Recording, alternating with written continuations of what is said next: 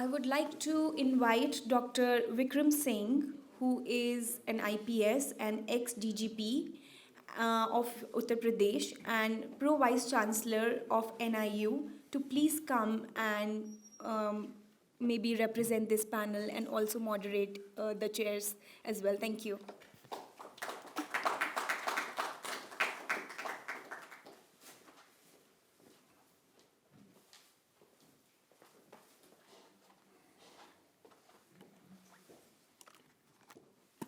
Good morning, ladies and gentlemen. It's my proud privilege to be at your feet. This is not an ordinary conference hall.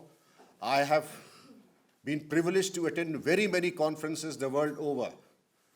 But being at the feet of such learned people, such evolved people, is akin to meditation. God be my witness. It is not a conference, it is akin to meditation. It is not always that you are beholden and to be in the company of those who have invested a lifetime in spirituality. Because I have worked in the police for 36 years, in one of the most difficult terrains of the world, and I would feel that it is easy to get people to a 5-star banquet hall than to get them here. I don't know what your compulsions are in this freezing winter. You managed to come and share a part of your spiritual experiences and your wisdom. May God always bless your path. I have been forewarned by Garima ji that time is short, and in your own language, what cannot be said in 5 minutes need not be said. And the language of silence, where the language of words end, the language of silence begins. My own tuppence takeaway is that it is no longer an option that politics without spirituality is banditry. There are leaders like Abraham Lincoln, Nelson Mandela. There are leaders like Mother Teresa. There are leaders like Mahatma Gandhi. And there are leaders like Adolf Hitler. I would not like to name the others, but obviously the essential ingredient that is missing is spirituality. There is no just apt translation of Urdu to Hindi, but those who understand Urdu and Hindi, Akbar Allahabadi said, लीडरों की धूम है follower कोई नहीं, लीडरों की धूम है follower कोई नहीं, सभी तो जनरल हैं यहाँ आखिर सिपाही कौन है? It is said that there are all generals here like the Roman army, but there are no soldiers. I am pompous, I am obsessed with my own high and majestic status, and therefore I look down upon my fellow men for whose service I have taken an office. It cannot be at the cost of my fellow men, because they are the people who have brought me where I am. I would like to quote just the 3 scriptures. The Holy Bible: seek ye first the kingdom of God and his righteousness, and all things shall be added unto you. The Lord expects all of us, especially the political leaders, seek ye first the kingdom of God, and all things shall be added unto you. And what are we doing? We want to see and get the things of the world first. The goodness of God can come when I'm almost in the grave. The Guru Granth Sahib, Awwal Allah Noor Upaya, Kudrat ke sab bande, ek noor te sab jag upaya, kaun bhale kaun bande. The entire universe is the creation of the divine fire. And every individual on earth is also a product of the divine fire. There is no low, there is no high, there is no good, there is no bad, and there is no ugly. The Lord says, thou art that. I and my Father are one. The Holy Quran says, Rabbul Alameen, that He, the Almighty, belongs to the entire nature and every individual and every creation. Not Rabbul Al Muslimin, that Allah does not belong to the Muslims alone. He belongs to the entire creation. All the scriptures are unanimous in their acclaim, but we, in our short-sightedness and for our self-interest, first my community, then my caste, then my family, and then I. as Sir Walter Scott has said, sir, and doubly dying shall go down to the wild dust from whence he sprung, unwept, unsung, and unhonored.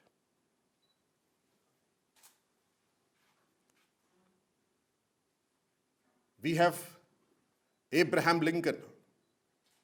We have Mahatma Gandhi. We have the greatness of people like Abul Kalam Azad, Mother Teresa. What is the common factor in all the leaders that we have just named? That their recourse to the infinite divine wisdom and reservoir of strength, that is the Almighty. I quote Abraham Lincoln, fondly do we hope, fervently do we pray, that this mighty scourge of war may speedily pass away. He invoked the Almighty. Commending you to God's care, as I wish you commend me, I bid you a most affectionate goodbye. Mahatma Gandhi. The Lord is my shepherd, I shall not want. He was very fond of these biblical lines. The Lord is my shepherd, I shall not want. He leadeth me to good pastures. We have such iconic leaders whose strength has been their involvement with spirituality.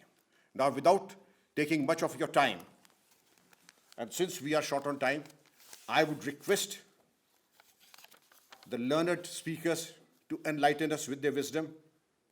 Our keynote speaker today is Dr. Elizabeth Denley. May I request Dr. Denley to please come and enlighten us with her words of wisdom, please. Thank you.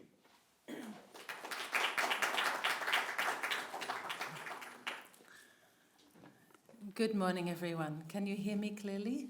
Yes. Okay. I want to start with a story that illustrates, I think, on a practical level, our dilemma with all this. There was a very pretty young girl, beautiful girl, on an ocean liner going on a cruise across the Atlantic. The weather was a little rough. She was up on the deck and she fell overboard. And an elderly gentleman, 75-year-old gentleman, went in after her, rescued her. And they were saved, brought back on deck, and he was hailed by everybody as a hero. She was from a very prominent family, and the captain of the ship said, "You will be very well rewarded for this. Her family is wealthy, they'll be so happy." Everybody was so proud of him, but he was grumbling. He said to the captain, "Who pushed me in?"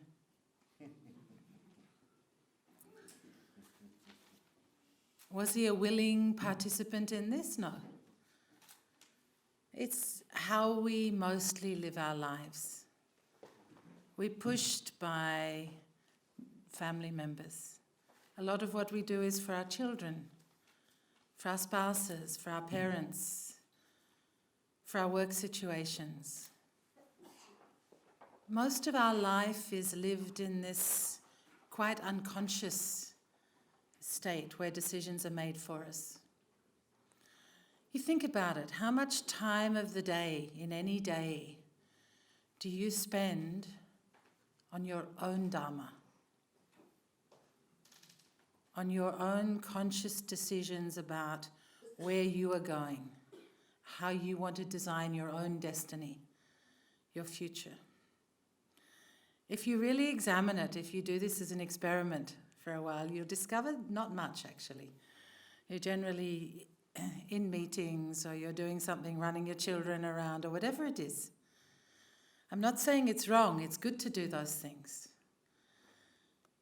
But what are we doing in spirituality? What is spirituality all about?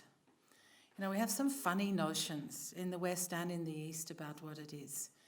We think it's something very divorced from life, something where you have to go into some mystical, esoteric part of yourself that isn't related to worldly life.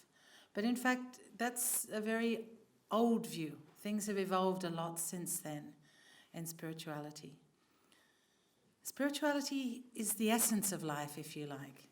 You can think of it like this, that we have three main bodies of the human system. I mean, that's an oversimplification, but imagine just the three. The physical body, what we call the subtle body or the mental body, and the spiritual body, the soul. So spirituality is about actually integrating all three and nurturing all three, nurturing the soul. So why do we have to separate this from everyday life? Why do we have to think of it as a separate compartment to our life when it's with us all the time? If you didn't have a soul, if you didn't have a life force, or what psychologists would call the inner self, if this wasn't there, you wouldn't be alive, even for a billionth of a second. It's not that it's something separate from your identity. It's the cause, the essence of who you actually are. So it gets expressed in every moment of every day, in everything we do. It may be our most internal, non-physical self, but it gets expressed in the way we speak, the way we stand, the way we think, in everything that happens in our daily life. The physical body is the vehicle for that. The mind gives us the tools for making decisions, actualizing, reflecting, etc. But they're not separate entities. They function as one. And if you read the greats of any mystical or spiritual tradition, they all say this. They all say the same thing. So let's take this into worldly life, into politics and education, both fields that I think are important to discuss in this way.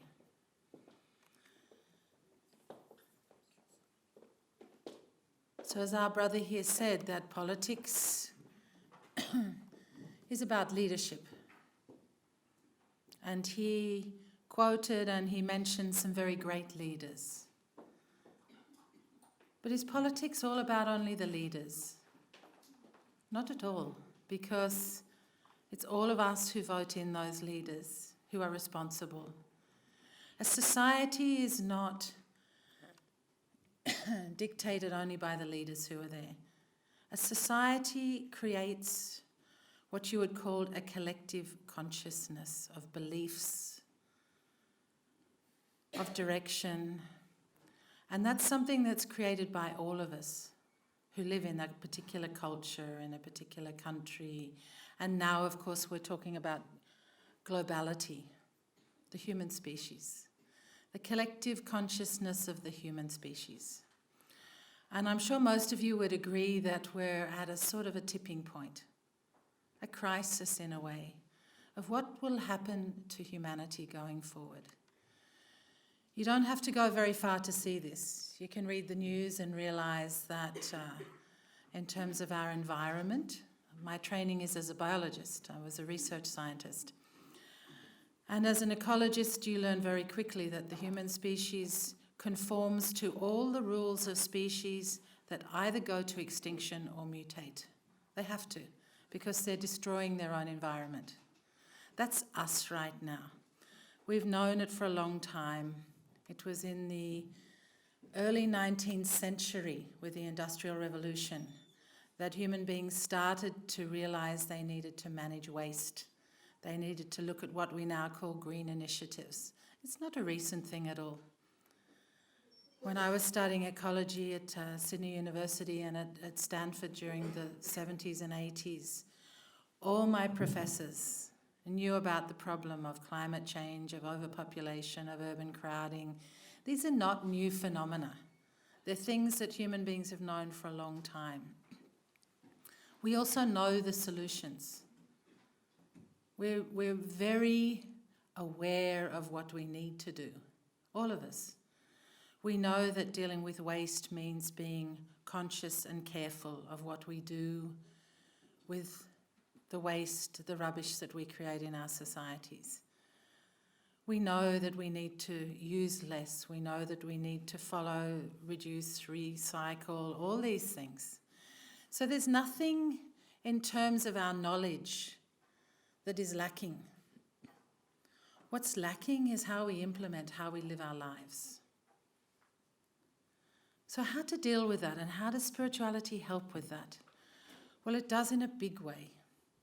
Because what drives us, what are our compulsions that have led us to a desire-based material culture, for example, or in political terms, cultures where we're creating war and we're pouring money into armaments instead of peace? What are the compulsions for that? Culturally, politically, they're the same compulsions that we have as individuals. Because a collective consciousness of human beings is only based on the individuals in that society. So Leo Tolstoy said very beautifully, he said, many people try to change the world, but who tries to change themselves? That's the dilemma we're facing. Most of us know the theory, most of us know what to do, most of us blame politicians all the time. Oh, you know, this scoundrel did this. It's very easy to point fingers at the corruption in politics, say in India. It's rife, everybody knows it in the government sector, etc. Similarly, in every country in the world, you can go and point fingers at what politicians are doing. But what are we doing? Because without that, nothing will change.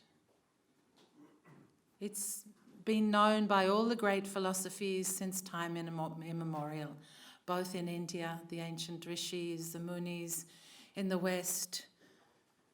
All the great philosophers have said the same thing. So again, there's nothing new in what I'm saying. The issue is in having practical tools to change ourselves. Simple tools. Simple tools that can start from childhood. And a lot of this has evolved as society has evolved. If you study the history of the Industrial Revolution and you look at education, what happened? Somebody like Sir Ken Robertson from the UK has beautifully described this process where in the early days, so you take India, you had the Gurukula system of education where a great teacher, a great sage would have people come and live with him or her and learn and develop wisdom. Beautiful system. The Socratic system of learning in ancient Greece was exactly the same. No difference between East or West. Great teachers, students who are willing to learn, wisdom developed, excuse me, through practical experience. But then we had a need from the Industrial Revolution onwards of a lot of skills training. We needed people to work in factories, to work in industrial complexes. We needed engineers, we needed all sorts of people. So education moved to a very production-based, as was the manufacturing era of the time, style, where batches of students went through like products in large numbers. And it was a first attempt at trying to educate the masses, if you like, instead of the old elitist thing where only a few people could sit with a teacher. Suddenly there was this vision that came that all children should have the opportunity of education. It was a very noble thought, but of course the early styles of this were very primitive. Now in the 21st century we're trying to refine that. It started 60 years ago in the West with people like Foucault and others who said this is not nurturing a human being. It's an academic style of producing skills, etc. But it's not nurturing a human being. So the 21st century in education, in our corporates, in our government sectors, and naturally as a result in politics, is veering very much more towards holistic well-being of human beings. WHO has, the statistics are chilling on health problems in the world. The largest epidemic in today's world, health-wise, is, does anyone know? Depression. It is the largest health epidemic we face. Mental illness because people are not integrated. And you can't talk about this. You can't say, let's talk about spirituality. It doesn't solve the problem. Integrating the physical, the mental, and the spiritual bodies of a human being require practical tools. And that's what meditation is. Meditation is mental training to expand consciousness, to integrate consciousness into a broader holistic perspective. Well-being depends on this. If you study the physiology of the human system, why do we get stressed? We get stressed because we have emotional reactions to things every day. We get scared, we get anxious. We have desires that are not fulfilled. We get sad, we have expectations, we get angry, all these things. The minute these things happen, our body is in fight or flight response. Our body's pumping hormones into our system, our heart rate goes up. And if you look at what happens with children in that situation, because the brain functions the way it does, they're stuck either in the reptilian old brain or the midbrain with their emotions. They can't learn. Because for the prefrontal cortex to function well, we can't be in this emotional state. You all know what it's like if you try and think clearly when you're very angry or very upset. Does it work? Not at all. So going forward, if we don't address these issues, if politicians don't recognise the need for their own integration of the spiritual and the material lives, and create societies where children growing up learn these as basic skills. The basic skill that we did yesterday of relaxation can be taught to every child from age 3, 4, 5. It's not complicated. Anybody can do it. Anybody can teach it. In the classrooms that we run in schools, the children themselves teach other children. They learn it very fast. You know, basic skills. It's all well and good to learn calculus, differential equations, complex numbers. But how will they help you deal with your emotions, your stresses? It's not that you shouldn't learn those things, but if you don't learn the basics of how do I deal with my own anger as an individual, our societies will continue to have collective anger. There'll continue to be wars, there'll continue to be rape of the earth, etc., because we haven't dealt with the basics. So what I do, what many people are doing today now, is to work with the practical tools that teach us these basic life skills. How to relax, how to meditate. Why do we meditate? We meditate to regulate the mind, first from its crazy wandering all over the place into many thoughts. First step that you learn to meditate is to focus on one simple thought so that you can have focused thinking, concentrated thinking. And then you go deeper. That's just the first step. That's learning how to think, learning how to use the contemplative function of the human mind, which is our great gift as human beings, as a species. Next step is to take that deeper to the feeling level, where we don't just have to rely on rational thought processes, but from the deeper human skills of intuition, of learning how to read our subconscious mind and our superconscious mind, which is the most superb spectrum we've been given that we hardly use. The next thing is to learn how to clear all the clutter, all the emotional reactivity, all the unnecessary thoughts from your mind through a process of mental detoxification. And the fourth thing that's necessary for mental well-being is to be able to then dive deepest within yourself and connect with that inner self, higher self, soul, Atman, Ruh, whatever you like to call it, so that you're rejuvenating yourself from the inside like a wellspring, giving you the energy, the love, the capacity to give, the compassion, the courage, all the heart-based qualities that are associated with the soul. It's not rocket science, they're very simple practices. If individuals do this, our societies will be strong. Our collective field of energy, what we call our collective consciousness, is another word for it, egregore. And you all know the difference between the egregore in a hospital or a jail or a children's playground. we feel the thought processes, the feelings of people around us. We're all connected on that level. And what spirituality does is it gives us the capacity to utilize this, to refine it, to mature it, and to deal with the day-to-day ups and downs. It builds resilience. It builds positive outlook. It builds the ability to allow us to focus and be attentive on one thing.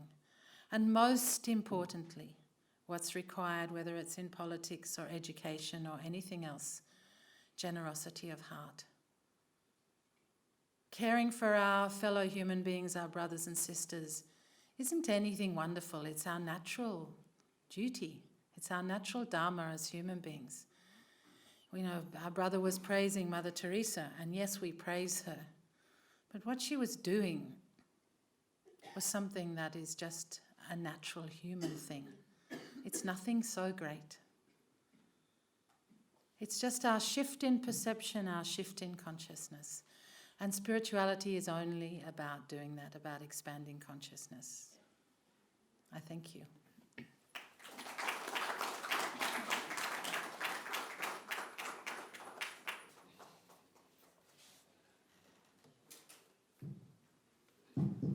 Can you hear me? Yes. Thank you so much for the scholarly account, Dr. Elizabeth Denley, ma'am. You have indeed enlightened us on the nuances of meditation. Whenever I see a kind person, a generous person, the obvious conclusion is that that person is a master or at least a practitioner of meditation. Professor Carl Jung, one of the greatest psychologists we have known in the last 100 years, has said that in my psychiatric practice of 45 years, I have yet to come across a single person who has meditated or is spiritually inclined and has suffered depression in his life. That's the bottom line, coming not from a layperson like me, but from Professor Carl Jung.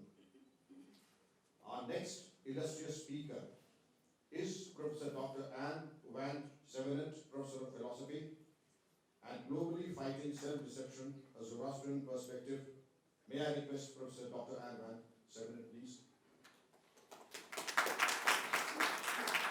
Since our time is short, may I beg everybody's forbearance that our time is 10 minutes per person, please.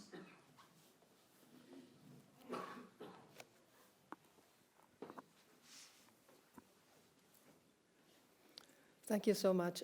I thank the organizers again for this beautiful conference and the 2 days I will never forget.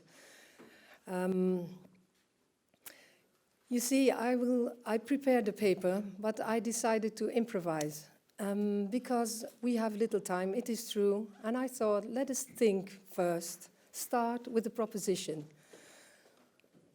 And what is this proposition? So, my title is Fighting Globally, Fighting Self-Deception. And my proposition would be, we are like 50, 60 or maybe 70 persons in this room, to see whether you would agree on trying to, make correspond our thoughts, our words, and our actions.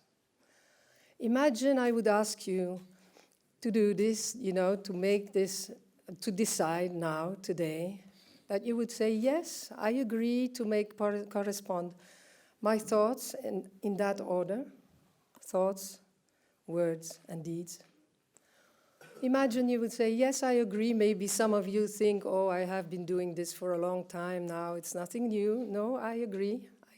But I have been hearing yesterday many persons coming from all over the world saying the same thing almost, as if it was an archetypical element of humankind. To know that inside there is this continuous struggle, isn't it? I think we recognize this struggle. Maybe not every minute, every hour, every day, but I would really, if you would say, no, well, not so often, I have started to do this. It is a real exercise. And I would immediately admit that I maybe have succeeded 2 or 3 times in so many years in doing this. If I am really honest, I think it is a very difficult exercise, but it is the motor. The motor, I don't know if it's English, the motor of my being now. It has become the motor of my being. And it is so simple, 3 words. In French, I would say formule tripartite, tripartite, I don't know if it sounds right, but, it's in the Vedas and it is in the Gathas. So I will just tell you how I got to this. When I studied philosophy in the 80s, the University of Brussels, nobody told me about this simple formula. It was never mentioned. I couldn't believe it was that old as it was, and it came from the East. I didn't know. I was taught that philosophy started in Greek antiquity, 6th century BC. I never knew that there was this ancient wisdom prior to this period. And it is found in the Vedas and the Gathas. Now, in 2002 in Brussels, there was a Zoroastrian center. Zoroastrian means Zoroaster is the Greek name of Zarathustra. And I knew about Zarathustra, of course, because Nietzsche wrote this famous book on Zarathustra, the mythical or whatever figure was Zarathustra for Nietzsche. But what I didn't know is that the Greek philosophers, they really had almost a transmission of a thinking that came from the East. And the East, it would be like east of Iran, but Iran was much bigger than it is today, and then the Persian Empire and so on. I cannot give you all the historical details, but the Magi, who were the followers of Zarathustra, the Magi, it's the etymological root of magic, magician, magic, The Magi came from the east to the west. It's even the same 3, I don't know how you call them, Magi who came at the birth of Christ, and all these things. We can add so many historical facts on that. And if you say historical, no, I don't agree. These are all myths. They never existed. Who existed? Homer, all these people. Let us please not forget that it is not really the matter if all these people lived or didn't live. Are we here alive? Yes, I think so. But these thoughts, these elements, what I try to transmit to you, it is not easy to do this. I never lecture in English. But go back to the idea of making correspond your thoughts, your words, and your deeds. According to me, it could have been transmitted from the east to the west. We talked yesterday about west and east and so on. It is interesting to study this, and I have done so as well. But I thought, for this conference and the globality and the enormity of it, let's just see if we really do need politicians to get there. Do we need politicians to agree today, we here together, the small room, to agree on saying, I will try and follow this motto? Because I think it's too simple to ask others to do this for us, one. It's so easy to say, no, but you were, and not seeing the own self-deception inside us. And why do I speak of self-deception? Because it is so difficult to make them correspond. I really never correspond with myself. And it is a motor. The motor of these 2 tendencies. And now I speak of 2 tendencies.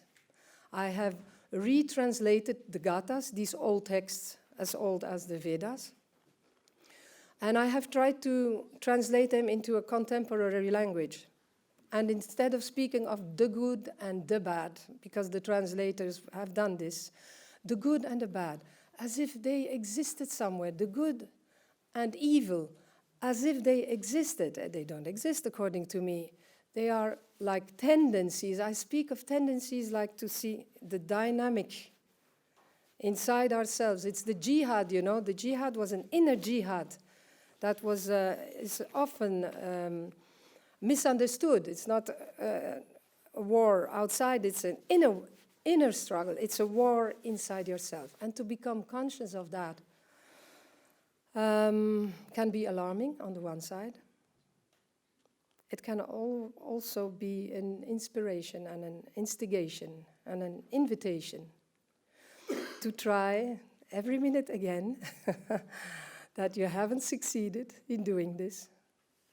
Every day again, in the evening, see that you said something to somebody you didn't want to say, or to see that all your good intentions of the new year, we are day 23, 23rd of January, people say, oh, my good intentions, I forgot about them. No, you see, it is not about, and that is what I like so much in Zoroastrianism. There is no guilt. There is no guilt feeling.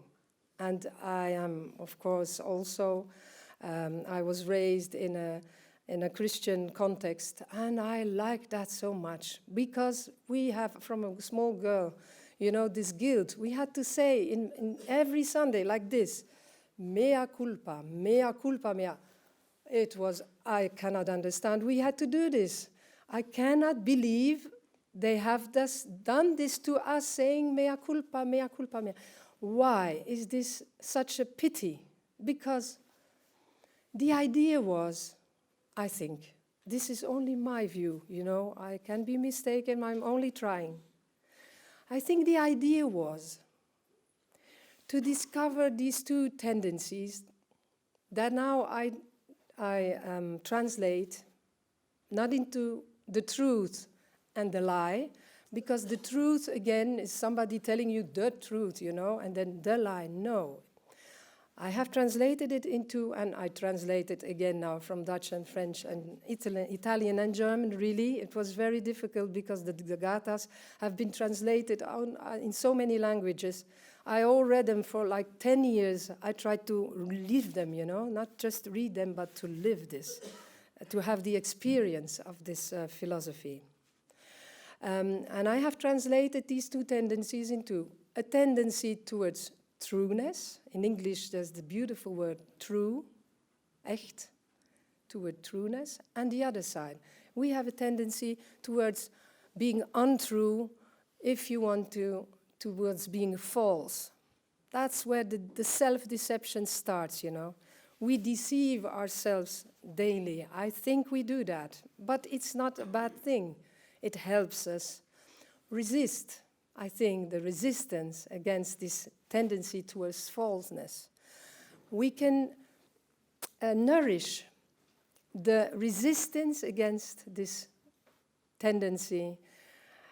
And I think, and maybe I have been speaking for 8 minutes or now, I can already come to a closure. Because one person comes into my mind now, and it is Kersi Kabraji. He was my mentor in India when I came in 2013, and he passed away this August last year. He was a Parsi. He is a Parsi. And I had this enormous privilege to come to India, Bombay, Hyderabad, Chennai, and, well, to meet the Parsi, who are the Zoroastrians who fled from Iran, as you probably know, in the 9th century, from the Islam. And they came to India. And they, you know, if you don't know, I will not talk too much about that. They have these communities where they practice this motto of, they call it good thoughts, good words, good deeds. I translated that again a bit into thinking well, speaking well, and acting well. I don't know if it is a better translation. Trying to do that, because it is true that some of the Parsi give the impression they have already arrived there. They are already there.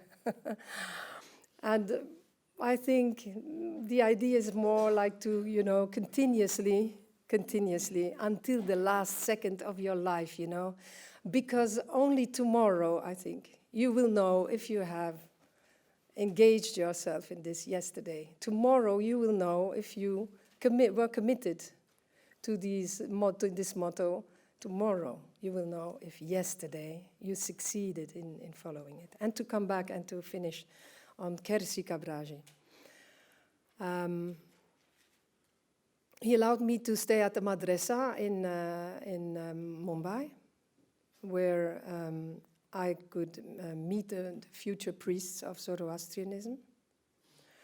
And there is another person who allowed me to write this book I published last year, but in French, unluckily. Aptin Sassanfar, who is the president of the Zoroastrian Center in Paris. He passed away in August last year. Both of my mentors passed away in August last year, both at the age of 85, 86 years.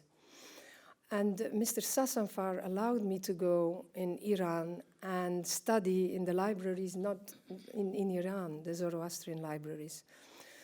And that is how I think I could translate my experiences with all these people, translate them into Western thinking. That's the only way I can do it, you know. And to hope that we can share this thinking, share this philosophy. I call it a philosophy. It is a religion. Zoroastrianism is a religion. But I call it a philosophy, an existential philosophy, because this practice, this daily practice, is an existential commitment.